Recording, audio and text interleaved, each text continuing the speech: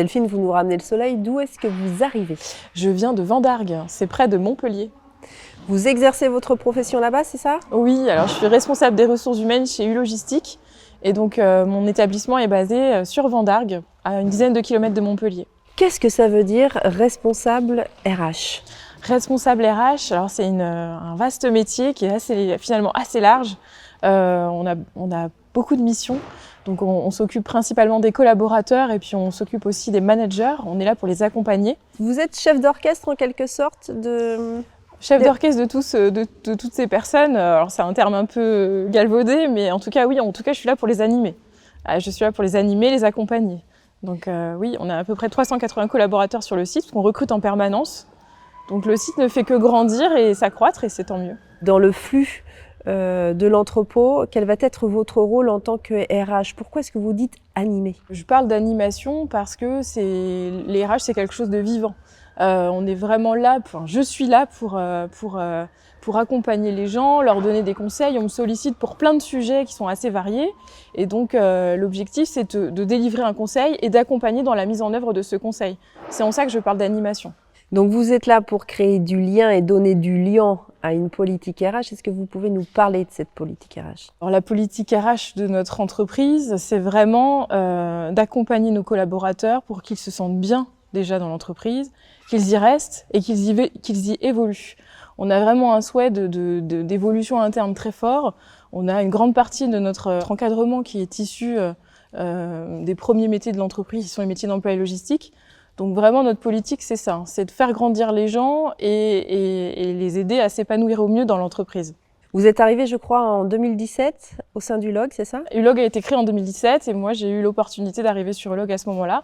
Auparavant, j'étais à Systamu Sud, donc qui était une entité avant le regroupement des régions.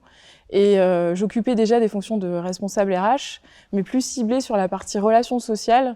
Et du coup, j'avais pas ce plaisir d'aller sur quelque chose de plus généraliste.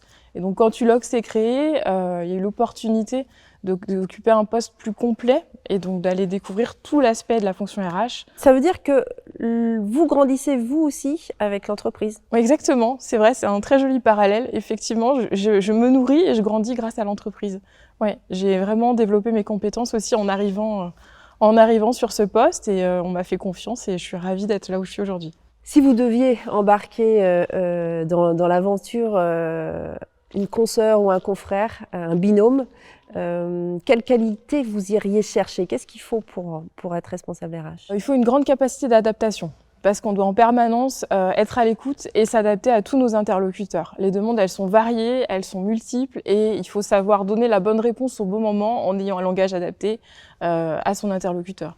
Je vais m'adresser le matin à mon directeur de site et puis après je vais avoir un collaborateur qui va poser une question parce qu'il comprend pas quelque chose.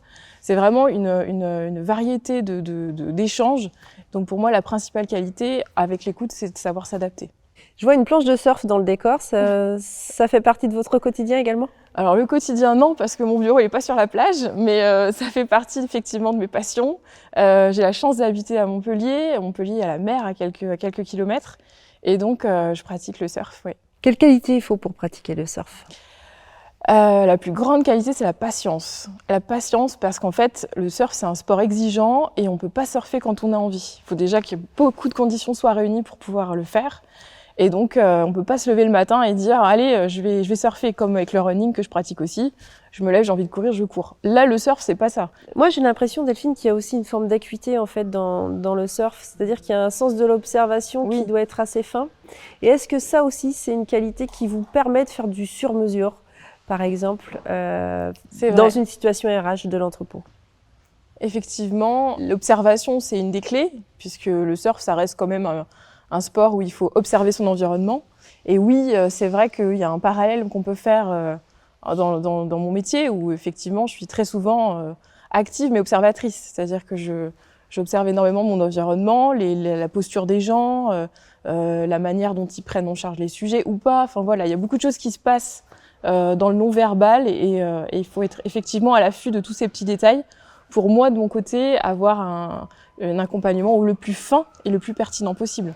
On dit d'Ulog les avantages d'un grand groupe avec une politique managériale de proximité. L'avantage d'être dans une grosse entreprise comme Ulog, je rappelle 6000 collaborateurs, c'est que du coup, on est à la pointe de tout ce qui va se faire socialement et humainement. On a à cœur d'avancer, on est tout le temps en train de proposer des projets, on fait grandir les gens, on est à l'écoute de leur bien-être. Donc ça, c'est vraiment une chance incroyable.